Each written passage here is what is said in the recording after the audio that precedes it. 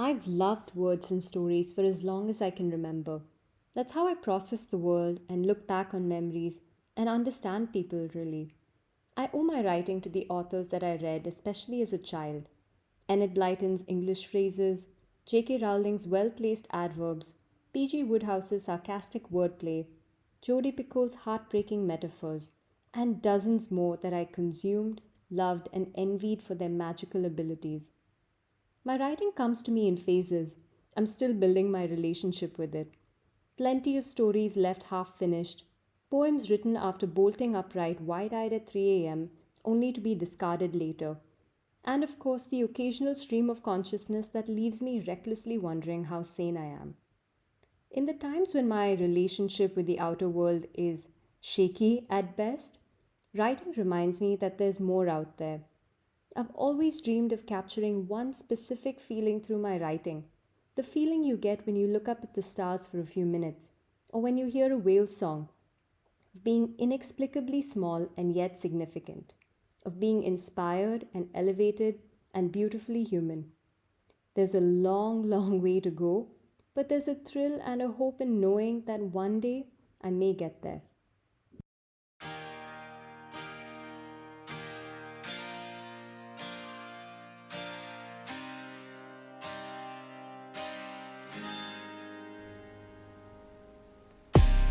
Hey everyone, welcome to the Closet Writer Chronicles. I'm your host Sangeeta, aka the Moody Marshmallow. You just heard our guest for today, Indira Reddy. With a bachelor's in psychology from the University of California, Los Angeles, Indira has always been passionate about learning and teaching. She is also committed towards helping and raising awareness for the differently abled community. She is a co-founder at Kairasi, a non-profit that focuses on empowering differently abled individuals through art as a vocation, and also the co-founder of the Riverbend School, an upcoming project which aims at reshaping education as we know it by focusing on holistic development. Riverbend has been featured by the World Economic Forum, Business Insider, Now This, and more. Indira is also an educator and trainer at Tree Learning. So hi Indira, welcome to the Closet Writer Chronicles. It's so good to have you here. Hi, Sangeeta. Thank you for having me. I'm very, very excited. Yeah, I'm excited to get this conversation started. So I think kind of just diving right in, let's first talk about reading because I know you're an avid reader and I think you've been reading since you were a child. So how did you get into reading and what is it about reading that you love so much? Well, it's true that I got into reading when I was really, really young. It's hard to say why I loved it. I think I just loved stories in general. I loved listening to stories, and my mom would read to me a lot from picture books as well. And I don't know, I just took to reading really, really quickly. In fact, I think I started reading really quickly, but I started walking really late. And, like I couldn't color within the lines or anything, but reading was something that just came very naturally to me. Oh, wow. And I just, I think it just for me was like almost like a way of escaping into different worlds, and it gave me so many emotions that you wouldn't normally experience in real life when you're a child. That sense of Right. adventure, that sense of freedom, and just imagining all those different things that the characters would do. I think for me those things really got me into reading and just visualizing those different uh, stories and adventures. No, that's wonderful. And I completely resonate with that. I think that's one of the beautiful things about reading is that you really do get to kind of escape into your own world or another world, so to speak. It's a great form of escapism from reality, that's for sure, when you need it. But then, which books and authors made you fall in love with reading? Because I think we all have that one story, that one book that just really sucks us in and we're like, oh my God, I love reading. I want to like read more books. I know for me, it was like Roald Dahl and Enid Blyton and even the Tintin comics actually by Herge. I absolutely love those. What were some books and authors for you? And what are some of the stories that have stayed with you? So absolutely, I think I completely agree with you that for me, Roald Dahl, Enid Blyton, J.K. Rowling, I mean, these are the classics, right? It's hard to imagine a childhood that didn't include these books.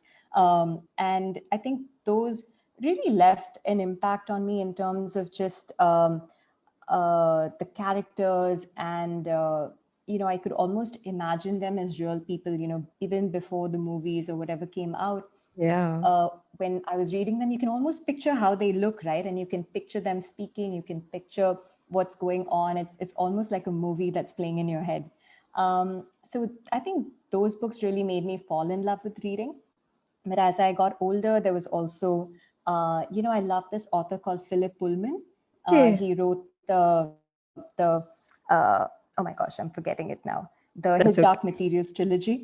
Okay, Yeah, nice. I think, and that, those books, I think, just completely, uh, for me, those were so radical because that was, even though it was a children's book series, the kind of ideas that he would talk about, because it wasn't just, a fantasy adventure. It was about these characters who are, going against the authority and who are going sort of like bringing down this establishment, which kind of draws a parallel to the church and to, so it's almost like the villain in those series is God in a way.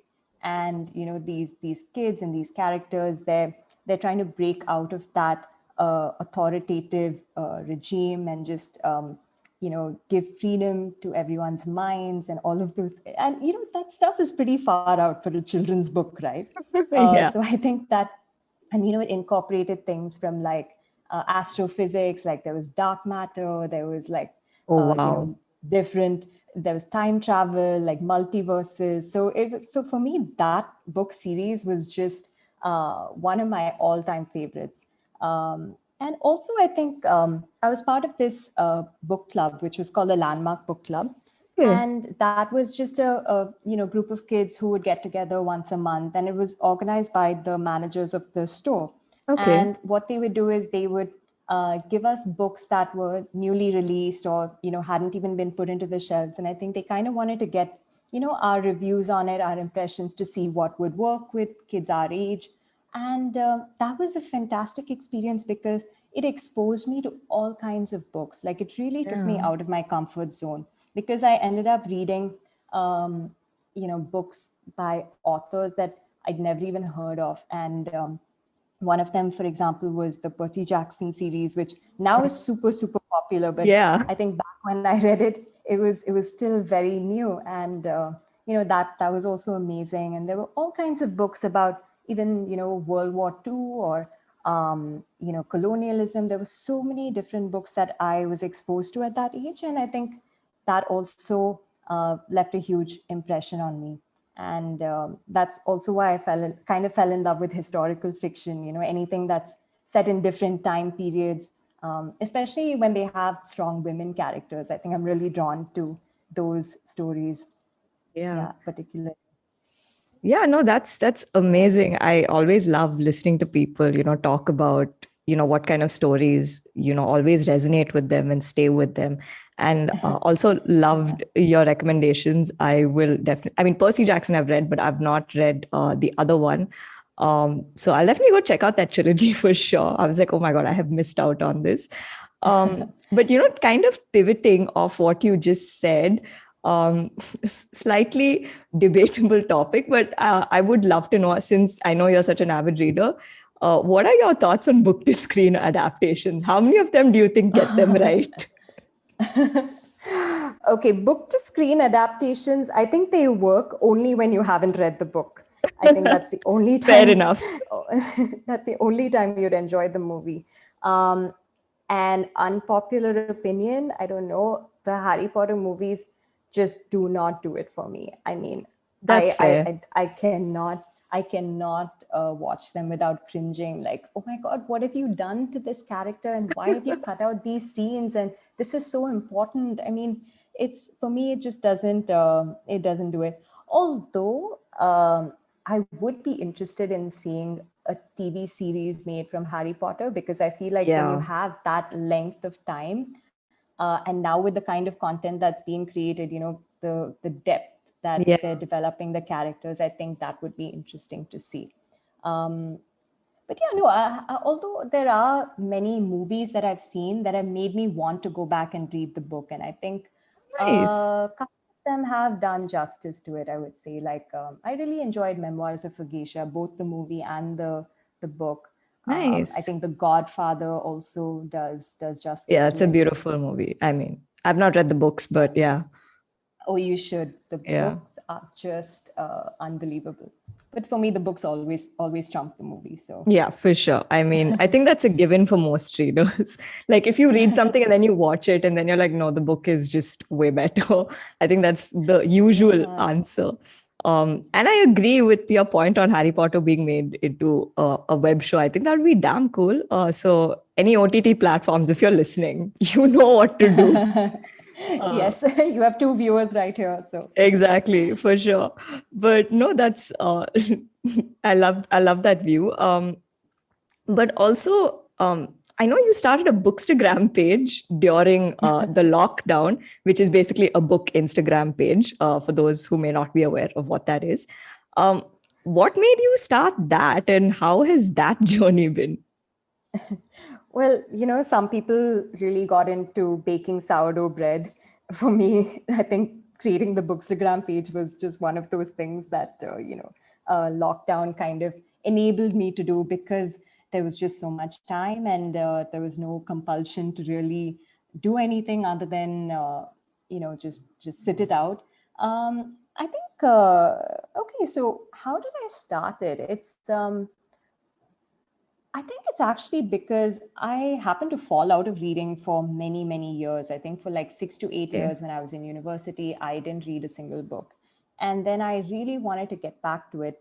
And I got some really great advice from a mentor of mine who told me to read Atomic Habits, Mm. which I think people have mentioned on your podcast before as well. And it's a great book for getting into habits.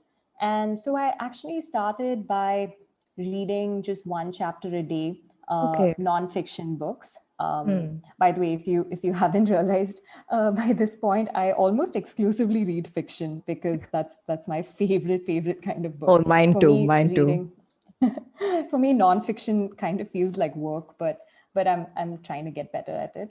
So yeah, I think with it started with that book.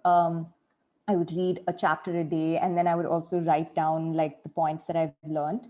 And I really got back into it. And by the time I had finished 8 books, I had a lot of summaries of the books that were written, and I started sharing them with a couple of my friends, and they were like, "Wow, you've condensed it really well, and it would be great to put that out."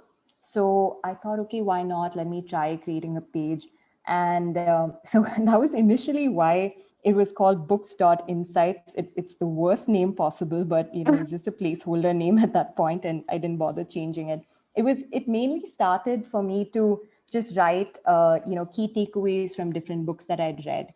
But then it just evolved into, as I got more and more into reading fiction and new releases, it kind of became a place for me to post reviews, and then I did a couple of videos as well. So there was really no plan. It just kind of all evolved, and I just went with the flow.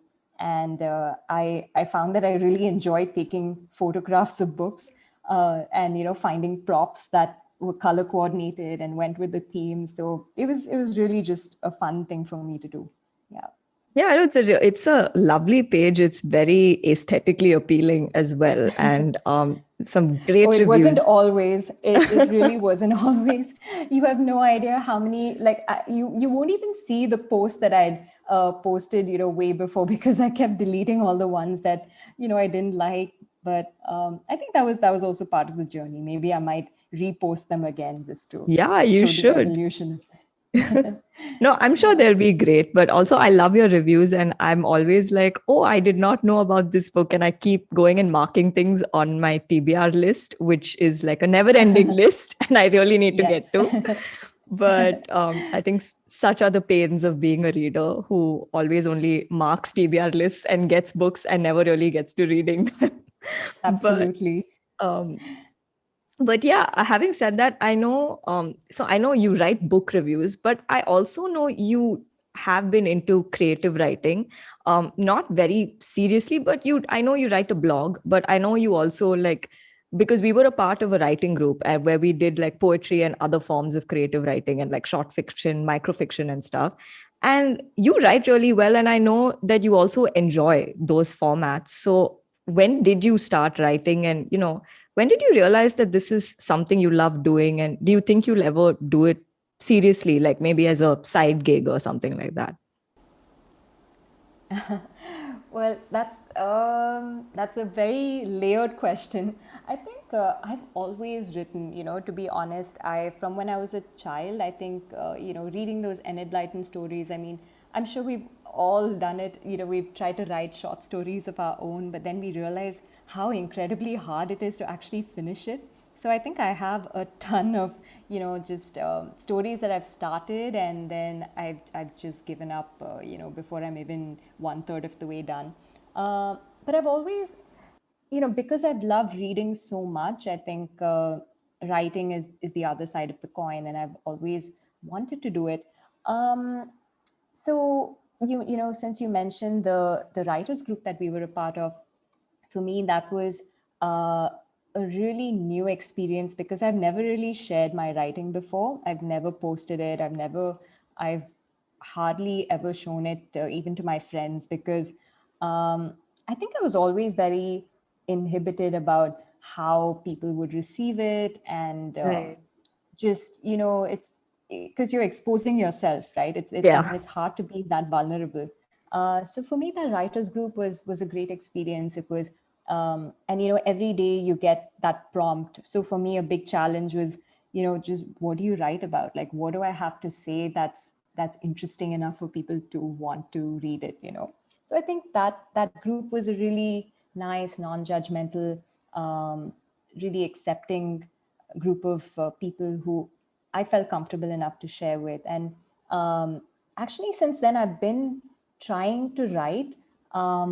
I haven't always been successful at being consistent, but I try to set aside, some time each day just to write about anything. Sometimes I even just, if I like a particular scene from a show, I Right. just literally just transcribe it in my own words, like what went Oh, on, like just pure wow. descriptive writing. But it's just more of an exercise, just for me to be able to put words together and not feel conscious about it. And I feel like that helps me actually because, in a way, I know it's not my own content, but it's sort of like going to the gym. You Yeah. just do like the muscle work, and yeah, you just stay in practice. So I try to do those things, and I do have a blog. Again, I'm not very consistent about it, but the blog is mainly to do with my work, and Okay. I try to post, learnings or interesting discussions that I've had regarding that. So yeah. No, that's amazing. And I loved what you said about, it's true. Writing it's like going to the gym and exercising every day. It's only if you do it every day do you get better, but also I guess the process becomes a bit easier in terms of you don't face as much resistance to actually sitting down and writing something down, for sure. So Yeah. completely agree And I with think the that. biggest, when at least for me, the biggest challenge when I'm writing is, okay, I finally figured out what I want to write about, but then when I'm writing, I just get so caught up in, okay, Yeah. I could say this better and I could go back and change it, and then I just never move on. So it's like Hemingway, that famous quote of his, right? He says, "Write drunk but edit sober." I That's so think, true. That's so true. Yeah, because when you write your first draft, I think the key is to not judge yourself. Like just yeah, write whatever comes to your mind, because you can always go back and edit a bad page, but you can't edit a yeah, blank page. So it's fine if it's bad. exactly. You can always go back and rewrite. And I think that's what most of writing is. It's actually the rewriting. It's not actually the first draft of writing. Um, but yeah, that completely resonate. But then having said that, Absolutely. do you think because now that you have pretty much done, you do both, you read and write. Do you think it's important to be a reader in order to be a writer? That's a great question. I do think that it's vital to be a reader in order to be a writer, just because, and this is something that's debatable, right? I Yeah, think when you read different authors and their styles do influence you, and some may say that that's not a good thing, but I believe that especially when you read multiple books by the same author, you kind of notice their patterns of writing. Whether for sure. are their sentences really short and abrupt and like fast paced, or are they more like long and flowy and descriptive? And it's all a very subconscious thing. And I think that does help you develop your own style when you do start writing. But again, saying that reading automatically makes you a great writer is absolutely false. I think that's almost like saying watching a tennis player play can make you a great tennis player. No, I'm not saying that. You have to do it yourself in order to be good. But why I say it's vital is because, when you watch a great tennis player or a great dancer, you know, you are absorbing some of that finesse, and that really gives you an edge. I think that can really elevate your practice, whatever it may be. And I think the other thing is that, well, maybe it may not make you a great writer automatically, but it does make you a great editor. Because when you have read books, you kind of know, when something feels right.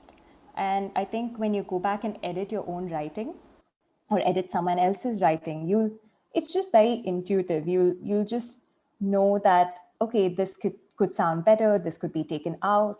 And I think it's really important to, when you write, that you write something that you would like to read. um, Definitely. so so in that sense, but yes, there is no substitute, I think, for actually doing it. And I know that there are writing workshops and techniques that you can do.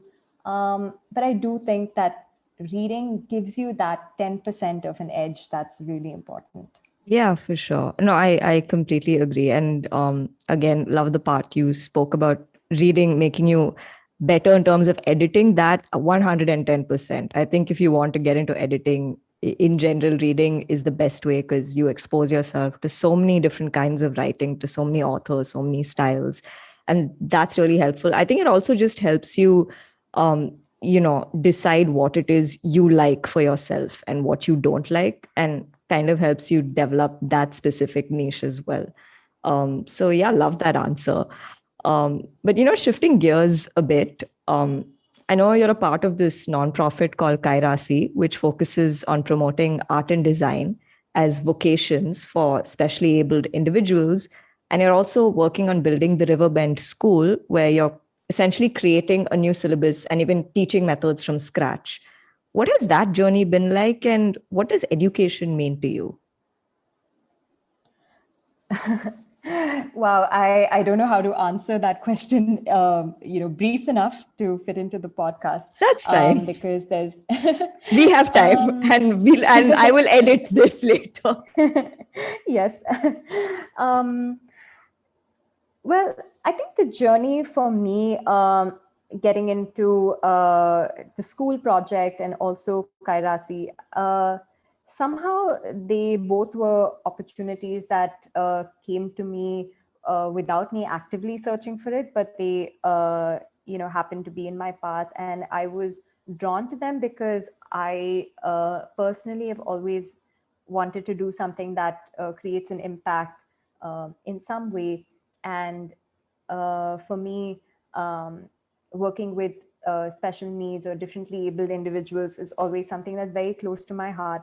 And so with Kairasi, we really wanted to showcase that their abilities are just as unique and worthy of appreciation, as they just need a platform to showcase it. And why we chose to go with the creative arts for them is because, you know, we so often find that parents of kids who are differently able, they are constantly forcing them to do math and English and science, which they may Right. struggle with. But we wanted to show them that, hey, there could be equal opportunities in the arts and design fields as well. Uh, Right. so if they were allowed to pursue that in a more free flowing, unstructured way, that could also be beneficial. So that was part of our mission for Kairasi. And you know, the school so happened because I was always very keen on working with differently able kids, but then I Hmm. happened to meet someone and we were talking about it, and he was like, why can't this the same principle be applied to all kids? And Right. that's sort of how the journey of the school began. Which is it's been quite a long time in the process of development, but and initially we started out saying that, okay, we just want to create a better school than Right. what's already out there. But the more we were brainstorming and really getting down to the core principles, we realized that uh, we wanted to actually make a huge change in the entire system and create our own system in a way. Right. And it's been an interesting process, I think. Um, we've definitely had these eureka moments where like, oh my God, this is so profound. And then we've also had moments of crippling self-doubt where, oh my God, like, is anybody going to come to us, or are they going to think we're crazy? But it's been a very, I think, fruitful journey for me to evolve. It's really cool what you're doing with Kairasi and the school, and it's incredible work, and more power to you. Can't wait to see the school once it's up and running, for sure. um so recently I had the privilege and the opportunity to attend this seminar, which was conducted by Yuval Noah Harari. He's the author of Sapiens and Homo Deus and a bunch of other great books. Extremely intelligent man. So, education was something he was talking about. And he spoke about how education systems need to be prepared for children in a sense now, where kids have to be taught to be better learners, because anything you teach them today could essentially be irrelevant in 5 years to come because of technology and the way the world is rapidly changing. So it's actually essential to teach them to be better learners and be more adaptable. He also said that we need education systems for adults because everything we've been taught is essentially going to become useless at some point, and we again have to kind of learn new skills and adapt. So we possibly need ongoing education systems for adults as well. What are some changes you'd like to see happen in education systems in, say, India, South Asia, or even globally? And do you see any of those changes happening? Well, that's a great question, and I'm a big fan of Yuval Noah Harari. I've read both *Sapiens* and *Homo Deus*, and I agree. I think he's just got a brilliant mind. Um, See, there's no such thing as a perfect education system. I think every system around the world has its flaws and also its benefits. But I Right. think even like there's a system called unschooling, right, where Hmm. completely unstructured and kids are allowed to basically learn what they want when they want. Even that can have its flaws. Right. But I think just in general, to me, what would make an ideal system is one that's constantly evolving. Like you mentioned, the world is changing so rapidly, and our education system has to keep up.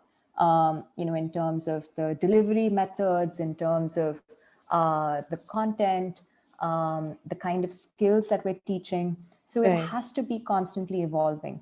Um, I would say that, even from year to year or maybe even month to month, I don't know, there has to be a way that you're constantly aware of what's going on and what the child needs. Right. The second thing is, I think the system has to look at the inherent differences within each child and cater to that. And I'm not just talking about, okay, this child is good at math, this child is good at sport, but really look at the child as a whole. Right. What are their goals? What motivates them? Where did they come from? How can we inspire them to give back? How can we enable them to be at their physical, emotional peak? Right. I think we have to really look at the child as a whole, not in compartments. And Definitely. and really cater to what each child needs. And just to build on that, looking at the whole child, we place a disproportionate amount of emphasis on the intellectual development, but there's Right. also the physical development, there's the emotional, there's the creative, there's your purpose, there's a lot of things that yes, you are taking away time from the intellectual, but by serving these aspects, you're actually enhancing your productivity and making the child a far more capable human being. Right. Yeah, that's beautifully put. I love Yeah. that answer. And I- yeah, and yeah, and I do see a lot of changes happening, and I'm so glad that you mentioned even the new research that's going on into how kids learn. And I do see that there are a lot more brain-based learning strategies being incorporated, teaching children how to learn. I think that's yeah, so essential because just like, playing the piano or learning tennis, learning itself is a skill. yeah. And there are ways to do it better. And honestly, if we were just taught that, that's all we really need. Yeah. No, for sure. Because yeah, I think now you do have. I mean, Yuval Noah Harari is one of them. I think even say, and Adam Grant is also another person. And Amin Tufani, another guy who's like talking about meta learning and whatnot. And it's definitely a very important skill. I think today's day and age for sure. But speaking about holistic development, and you did mention creativity. Do you think creativity should be encouraged more and be included more seriously in schools, be it through art, design, music, dance, writing, whatever it is? Or do you think like how some, I think of, I don't want to say older generational people, but also just, I guess, people who've been conditioned in a certain way think that it's not really relevant for, the real world, so to speak. No, I absolutely think creativity is so important. And, we generally tend to think if someone says they're creative, we tend to think, okay, they're an artist or a writer or a chef, but we never associate creativity with, business or Right. science. And yet, creativity is such an important aspect, even in those areas. You could be just as creative with an Excel sheet as you are with a paintbrush, in my opinion. That's And I true. think that the creativity is definitely something that can be taught. I don't believe that you either have it or you don't. Hmm. Creativity, like any skill, can be developed with just by practicing it with the right exposure, with the right techniques. Like, I never believed I was creative, to be honest. Okay. And yet I found myself with the bookstagram page, for example, just the process of compiling the photographs and finding objects that match. So I think that did involve creativity, and so For I sure. realized that there was a different aspect of myself, and I found that very, very enriching. um, and there's actually an interesting experiment that researchers did. It's called the spaghetti tower experiment. I don't know if you've come across No, it, what where is they it about? gave so they basically gave different groups of people um, uh, these dry spaghetti Okay. and a few bits of rope, and they were all asked to see who could build the tallest structure. They were just given that. There was no tape, no nothing. Okay. And what you had to do was just find a way as a team to work together, and using just a bit of rope and the spaghetti, try to build the highest tower. So they did it across different groups. And what they actually found was that the groups that performed the best at it were Right. engineers, Oh, and okay. kindergarten kids. And Wow. kindergarten kids. So, yeah. Okay. That's And the incredible. groups, yeah, and the groups that performed the worst were MBA graduates. Oh my God. So that kind of goes to show that, we all have creativity in us, but maybe somewhere along the way it's been drilled out of us. And Hmm. so I think schools, maybe even if they don't teach it, just don't do anything to destroy it. I think that's important. No, I think that's a wonderful that's a quote. That's a quote right there. Don't destroy it for sure. Um, Yeah. but no, I completely agree. I think, yeah, because I know maybe even say when all of our generation also while growing up, I don't think creativity was something that was particularly encouraged, at least not in a societal way. I do think, I do like to believe that is slightly changing now. And I completely agree with your point of, at least if you're not encouraging it, don't destroy it either, which is very true. But now we're sort of now coming to the end of this interview, as much as I would love to continue this conversation. But yeah, we usually end with these two questions. So the first one is, what are your aspirations? What are you looking forward to in the near or even distant future? Could be anything. What are my aspirations? That's honestly, I just right now I'm just hoping that the school will come to fruition soon, and at whatever way, shape, or form that it takes, or it could be smaller than we expected, or but I would just love to get that going soon. Yeah, Yeah, I for think. sure. And can't wait for the day the school's finally here. And I'm sure it's going to make waves. I think it's such a wonderful concept, and it's definitely going to do wonders for sure. So yeah, last question. What is a piece of advice or learning you'd like to share with people? Can be professional, something you've experienced in your life, creative, could be anything. What is something you wish people knew more about? Well, I think, okay, I think one thing that my bookstagram page, I learned through that is to be okay with imperfection. Okay. And I think it's also, as I said earlier, how there were so many posts that I've deleted from earlier because I'm cringing at it, but actually I'm thinking maybe I'll repost them. And I think, with something like Instagram, it's just, when you post something and later you don't like it, there's nothing you can do about it, right? Like it's already there. And so I think just by practicing it, it's kind of made me feel a little better about not being perfect.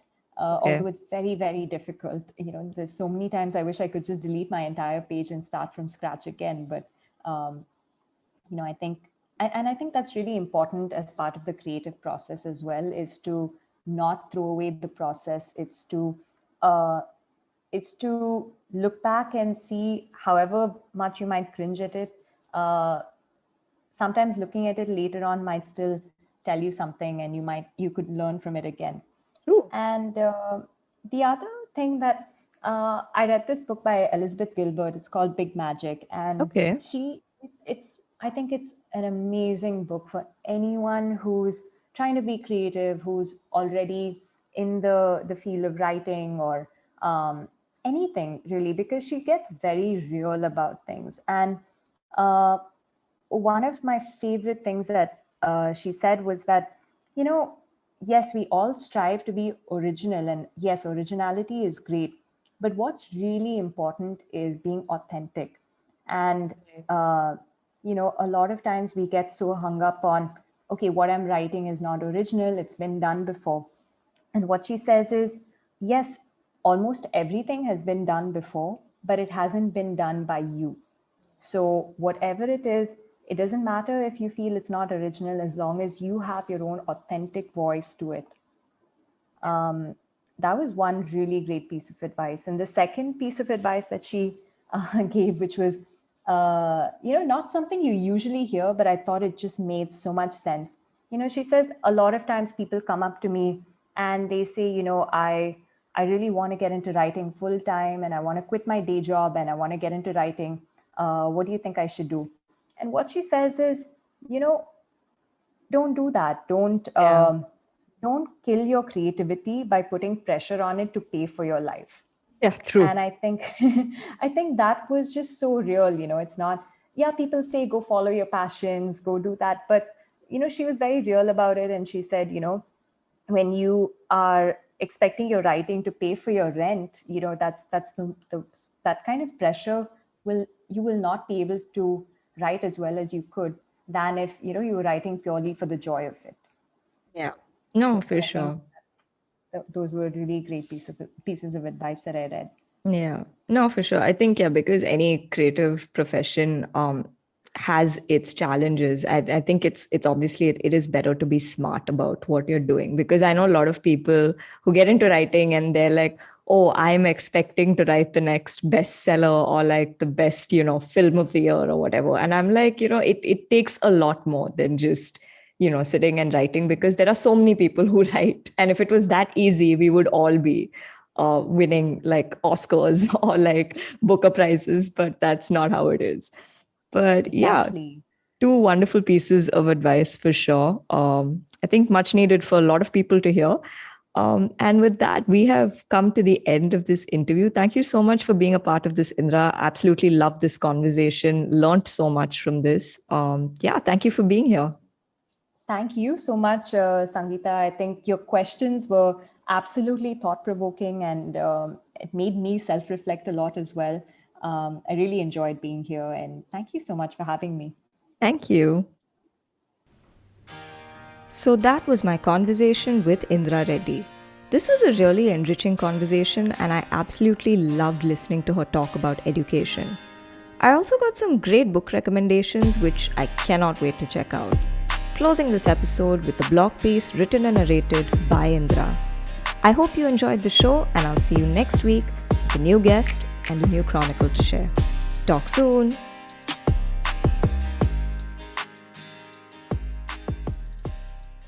This is one of the blog pieces that I wrote on schooling and education. I haven't actually posted it yet, but it's one of my favorite pieces. Not because of the writing so much, but more because the discussion that preceded it truly left me feeling inspired. It was part of our brainstorming sessions on how we can truly nurture our children's emotional intelligence, and we tried to get to the heart of what children and in turn adults really need. This conversation left me with a feeling of great hope and optimism, and I tried to capture our thinking in this piece called The Authentic Human Being. So here goes. What we see and perceive of another person is not their real self. It is a layer that forms as a combination of their fears, desires, beliefs, or triggers. These in turn are shaped and reinforced by their life experiences right from childhood. For example, consider a person who grows up in poverty but later becomes wealthy. However, he is still insecure about money and never feels that he has enough.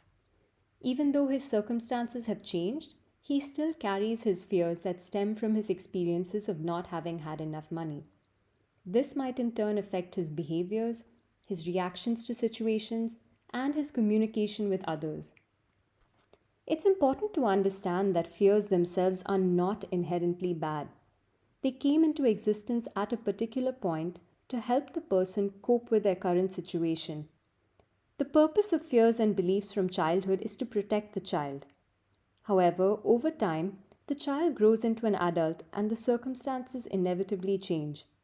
The need for that fear is no longer there. However, the fear continues to persist. This leads to a feeling of not being safe, even though in actuality the person may be safe. However, this feeling is very, very real and has to be treated as real. We need to be kind to ourselves, to thank our fears for having served their purpose, and begin the journey of moving on. Awareness alone may not be enough to remove the fears, but a gradual restructuring of our mental habits and breaking patterns will be able to peel through the layers.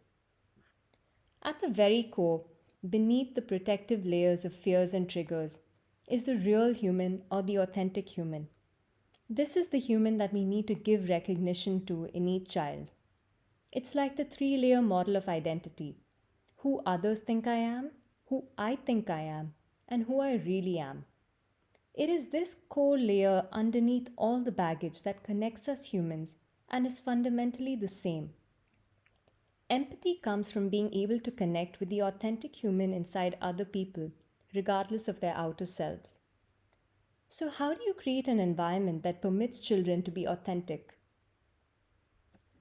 A school needs to feel like a home, where not just the physical but also the psychological and emotional safety of the child is of utmost importance, where the child feels love from all around without feeling like they have to earn it, where the child feels that she belongs and is recognized and valued for who they are, not because they fit in or they're like someone else. These feelings of safety, love, and belonging are so foundational that a lack of any of them can severely limit a person's capabilities. When you live in fear, growth doesn't happen.